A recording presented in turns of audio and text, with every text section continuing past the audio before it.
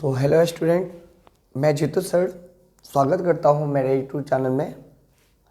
आज मैं आपको प्रश्नावली 12.3 तो ख़त्म हो चुका है। अब हम लोग 13.1 चैप्टर में आएंगे ना। प्रश्नावली 13.1 में आएंगे और 13.1 की आज सारा क्वेश्चन को मैं सॉल्व करूंगा। ठीक है, आप लोग को कैसा लगता है मेरा वीडियो?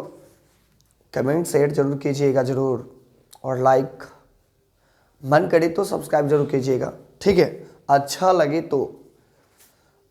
अगर सब्सक्राइब हो जाएगा तो हर एक क्वेश्चन जो बनेगा उसका नोटिफिकेशन आपको मिलेगा और आप सारे क्वेश्चन को आसानी से देख सकते हैं। ठीक है, एकदम आसान ट्रिक और एकदम आसान सोल्यूशन के साथ मैं आपको सोल्यूशन भी आसान कर देता हूँ, गुना भाग में आपको आसान कर देता हूँ। ऐसा ट्रिक मैं बताता हूँ।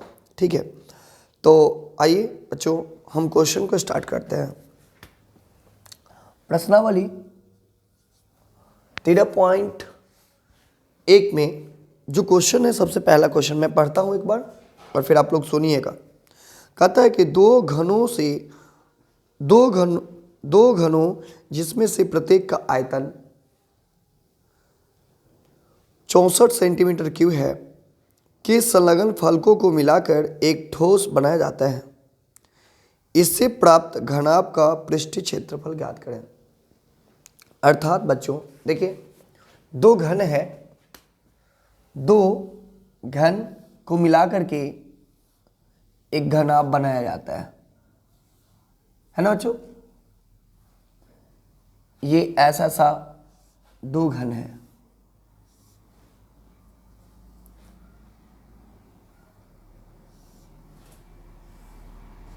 थोड़ा सा टेढ़ा हो गया, मैं फिर से बना देता हूं।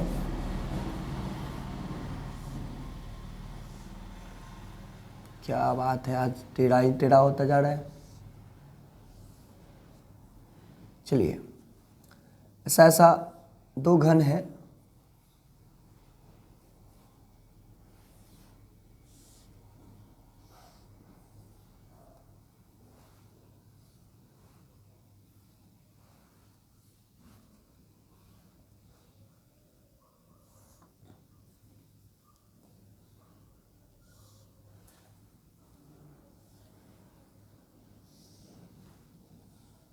ये आपको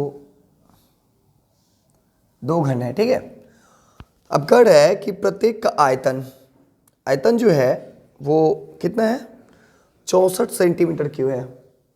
तो घन का आयतन बराबर क्या होता है बच्चों, ए क्यू। घन का आयतन जो होता है, घन का आयतन जो होता है ए क्यू होता है, और घन का आयतन आपको दे रखा है 64 सेंटीमीटर क्यूब। तो हम लोग क्यू के फॉर्म में लिखेंगे। ये कितना का क्यू है, ये 4 का है, 4 का क्यू और ए क्यू। तो ये क्यू से क्यू कट गया, तो ए बराबर 4। इसका भुजा, ए से हम लोग भुजा को डिनोट करते हैं, है ना। तो इसका भुजा कितना आ गया, ये भी 4, और ये घन जो है ना, ये घन में सारे भुजाएं बराबर होती हैं। इसका लंबाई, चौड़ाई और ऊंचाई ये सब के सब बराबर होते हैं। तो ऐसा दो घन जोड़ा है ना। तो जब दो घन जोड़ा है तो एक घनाभ बन गया है ना बच्चों। दो घन को जब जोड़ा तो एक घनाभ बन गया था।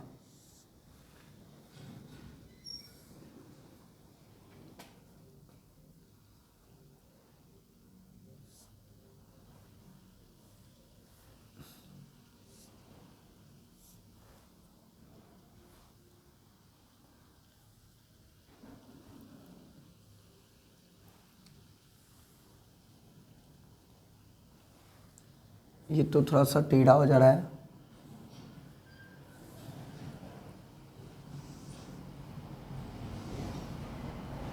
मैं आपको बनाता हूं अच्छे से। ठीक है, एक तो यहां से यहां तक, फिर एक यहां से यहां तक, क्योंकि दो घन जोड़ना है ना। तो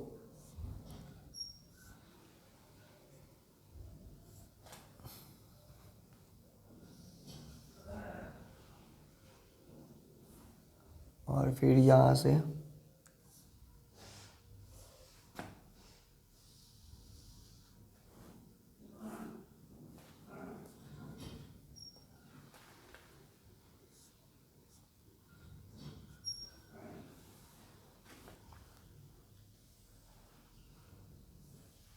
ये कुछ ऐसा घन बनेगा। दो घन जोड़ेंगे तो दोनों घन, अब देखिए ये भुजाचार, यहाँ की ये भुजाचार और ये चार, ये दोनों मिलाकर के कितने हो जाएंगे कुल? ये 8 सेंटीमीटर हो जाएंगे, है ना। लेकिन इसका लंबाई और चौड़ाई में तो कोई फर्क नहीं आया है। ये जो चौड़ाई जो है इसमें तो कोई फर्क नहीं आया है, और ये जो लंबाई जो है इसमें भी कोई फर्क नहीं आया है ना। इसमें कोई फर्क नहीं आया है। तो बच्चों देखिएगा, उसके बाद हमको क्या कहा, अब घनाभ का लंबाई और चौड़ाई, तो ये घनाभ का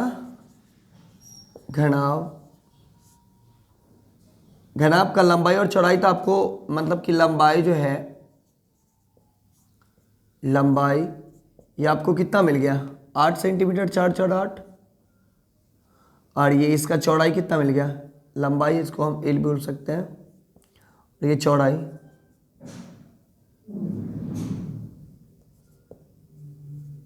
चौड़ाई जो है, आज दिन खराब लग रहा है मेरा, चौड़ाई बी, यह जो है आपको 4 है, ऊंचाई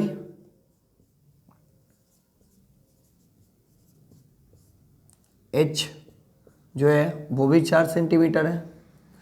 तब क्या कर रहा है, लास्ट में कर रहा है कि इसे प्राप्त घनाभ का पृष्ठीय क्षेत्रफल ज्ञात करें। तो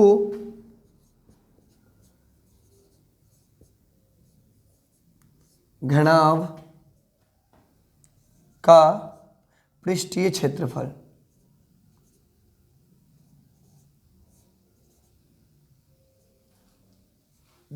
एक मिनट क्या बोल रहे हैं?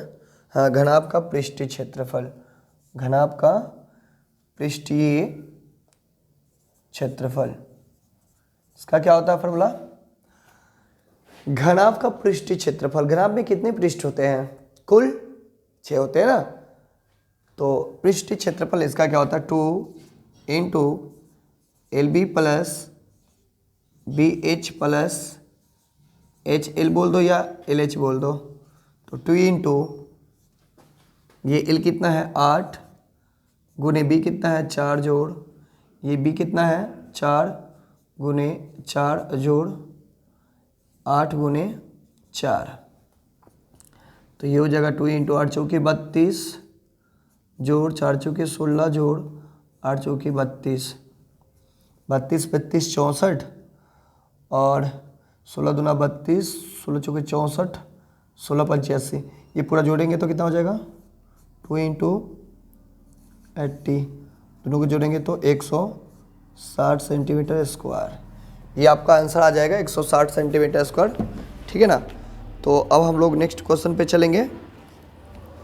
क्योंकि देखिए बच्चों, आप कहिए कि सर सेंटीमीटर क्यूब क्यों नहीं लिखे, तो ये क्षेत्रफल में निकला इसलिए सेंटीमीटर क्यूब में नहीं लिखाएगा, ये यहीं पे आएगा। ठीक है बच्चों, एक बार देख लीजिए, और आप लोग ज़रूर कमेंट कीजिएगा कि सर वीडियो कैसा बन रहा है।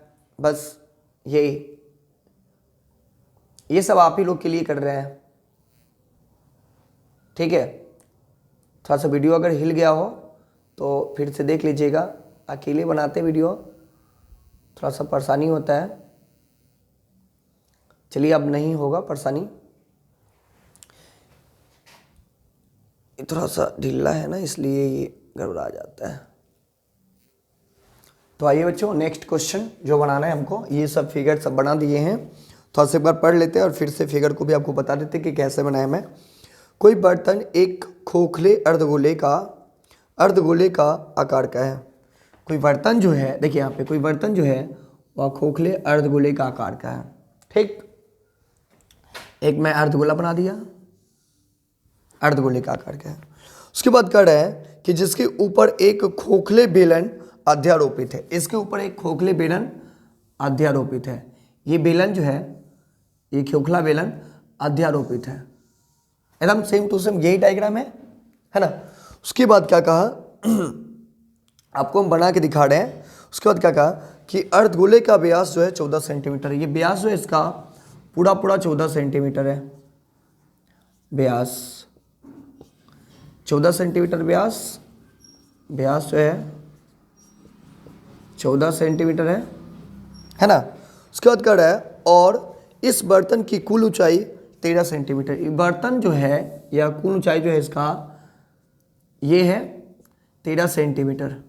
तो एक बात बताइए बच्चों, ये व्यास है तो इसका त्रिज्या कितना हो जाएगा? त्रिज्या हो जाएगा 7, और ये त्रिज्या है तो ये भी 7 सेंटीमीटर है, क्योंकि ये जो केंद्र जो है ये अर्धगोले का, अगर पूरा गोला होता, अगर मान लिया जाए पूरा गोला, तब पूरे गोले का केंद्र यहीं पे होता।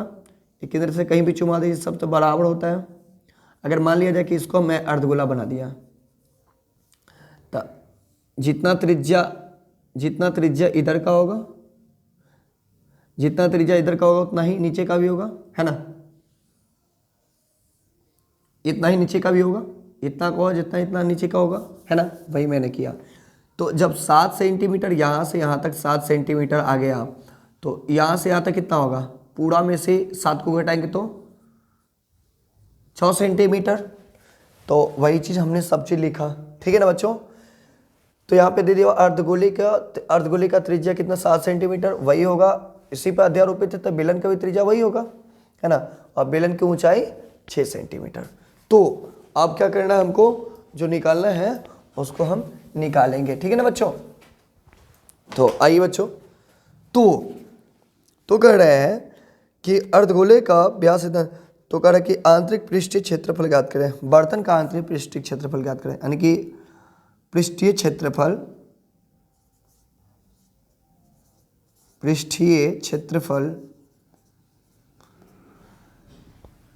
ये बेलन का पृष्ठीय क्षेत्रफल, उसके बाद से अर्धगोले का पृष्ठीय क्षेत्रफल। बेलन का पृष्ठीय क्षेत्रफल जोड़ अर्धगोले का पृष्ठीय क्षेत्रफल।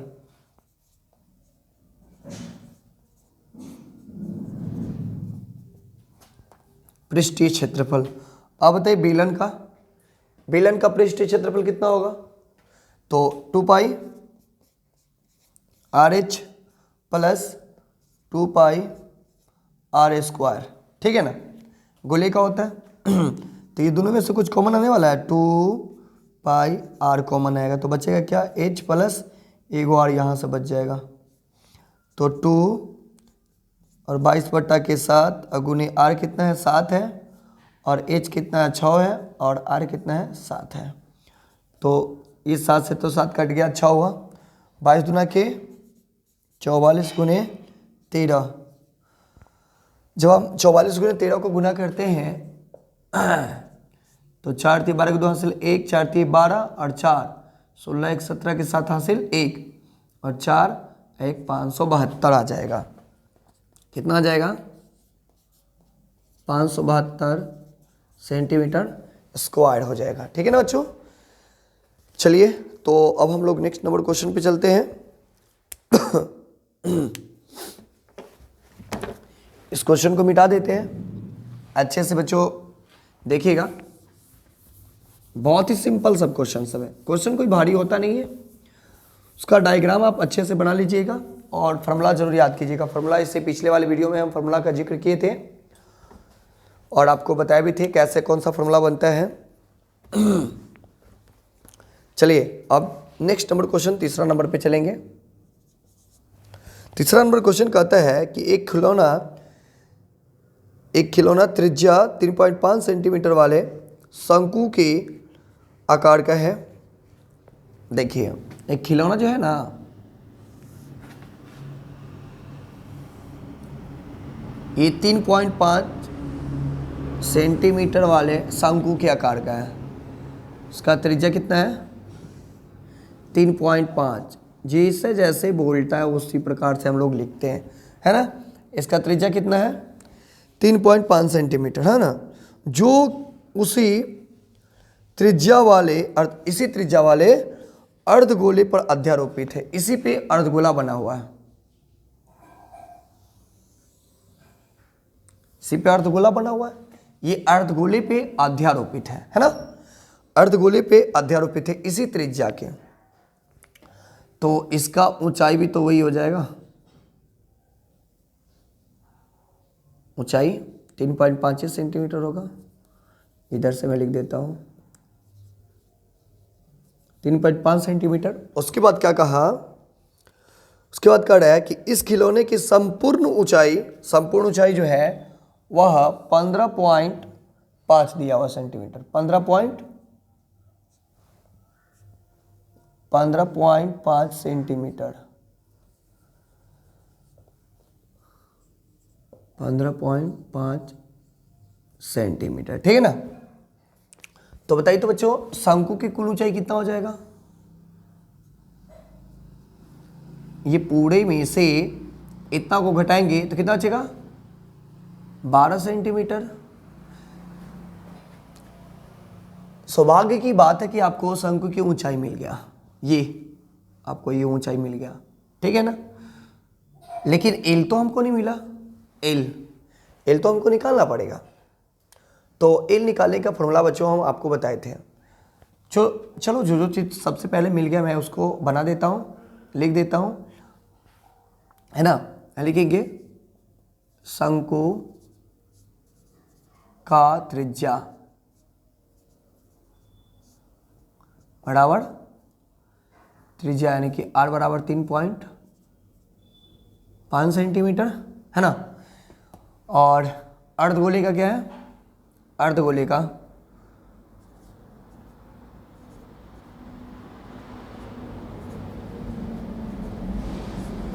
का त्रिज्या जो है वो भी 3.5 सेंटीमीटर है ना। अब हम लोग एल कैसे निकालेंगे? और सॉरी, इसका शंकु का ऊंचाई जो है एच जो है इसका 12 सेंटीमीटर है। ये शंकु का ऊंचाई जो है वो आपको 12 सेंटीमीटर दे रखा है ना। तो एल हम लोग निकालते हैं। तो एल बराबर हम लोग फॉर्मूला जो सीखे थे, एल स्क्वायर बराबर एच स्क्वायर और अजोड़ आर स्क्वायर। तो एल स्क्वायर बराबर हो जाएगा, एच कितना है? 12 का स्क्वायर अजोड़ 3.5 का स्क्वायर। तो 12 का स्क्वायर कितना होता है? 12 का स्क्वायर 144.5, ये 3.5 का जो हो जाएगा 12.25, है ना। तो एल बराबर हो जाएगा, ये जब दोनों को जोड़ेंगे हम तो कितना हो जाएगा? 156.25 का रूट हो जाएगा, इधर से स्क्वायर हटेगा तो 156.2 को जब हम लोग रूट हटाएंगे तो इसका हो जाएगा 12.5, ठीक है ना। ये आपको 12.5 आ जाएगा, है ना। तो बच्चों अब हम लोग एल तो हमको मिल गया, तो हम लोग को क्या करें निकालने के लिए? तब कह रहा है कि इस खिलौने का संपूर्ण पृष्ठीय क्षेत्रफल। अब बताइए बच्चों, संपूर्ण पृष्ठीय क्षेत्रफल पूरे खिलौने के कैसे निकलेगा? तो संपूर्ण तो मतलब कि संपूर्ण कहे तो कैसे, आपको बताता हूं मैं। ये शंकु का जो है ये तो भाग इससे ढक गया पूरा, तो ये शंकु का वक्र पृष्ठीय क्षेत्रफल अजोड़ अर्धगोले का वक्र पृष्ठीय क्षेत्रफल, ये आपके खिलौने का संपूर्ण पृष्ठीय क्षेत्रफल हो जाएंगे, है ना। तो खिलौने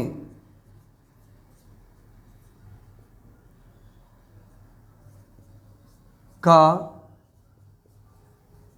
संपूर्ण पृष्ठीय क्षेत्रफल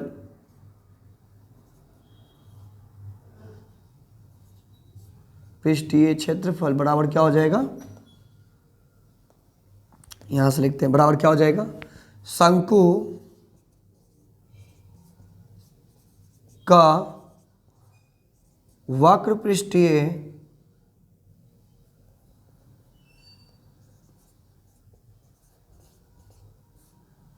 क्षेत्रफल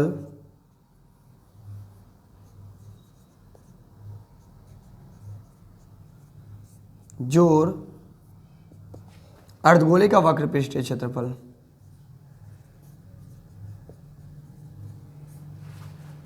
का वक्र पृष्ठीय क्षेत्रफल। ठीक है ना। तो शंकु का वक्र पृष्ठीय क्षेत्रफल पाई आर एल हमने जिक्र किया था, और प्लस अर्धगोले का था 70 आ रहा है 2 पाई आर स्क्वायर। अर्धगोले का था 70 आ रही है तो यूं ही याद हो जाएगा। ठीक है ना। सब में अर्धगोला का फॉर्म लगभग अप्लाई हो रहा है फार्मूला।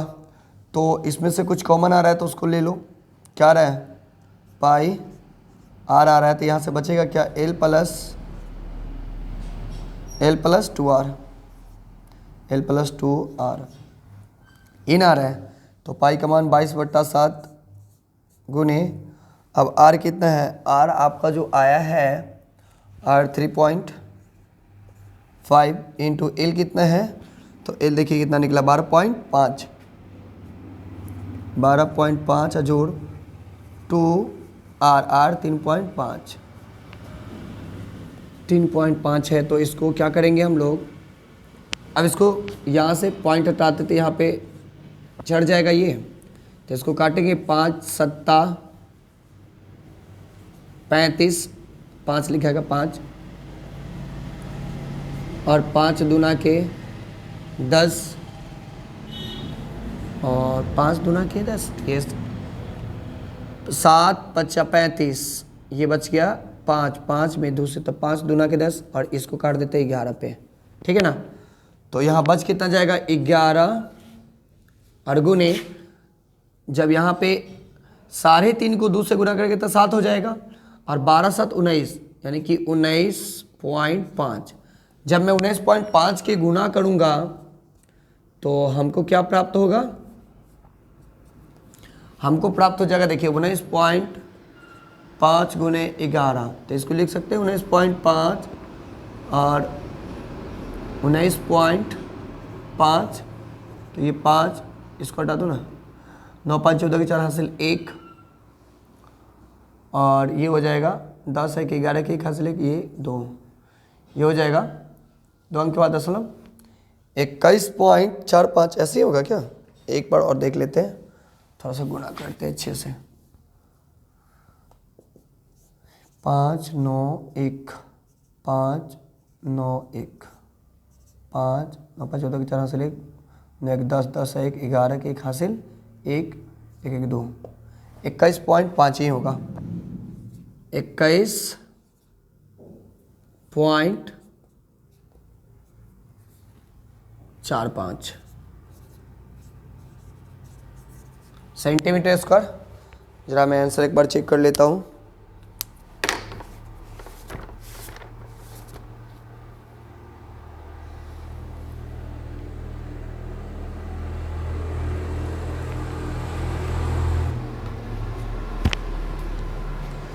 एक मिनट मैं देखता हूँ, तो यहाँ पे एक ही अंक के बाद दशमलव बैठेगा ना, हाँ ये हो जाएगा 214.5 क्योंकि एक अंक के बाद दशमलव था इसलिए एक अंक के बाद दशमलव हटेगा, तो 214.5 सेंटीमीटर स्क्वायर। एक बार देख लीजिए ये, और मैं अगले क्वेश्चन फिर से कल। आज के लिए इतना ही, ओके बाय।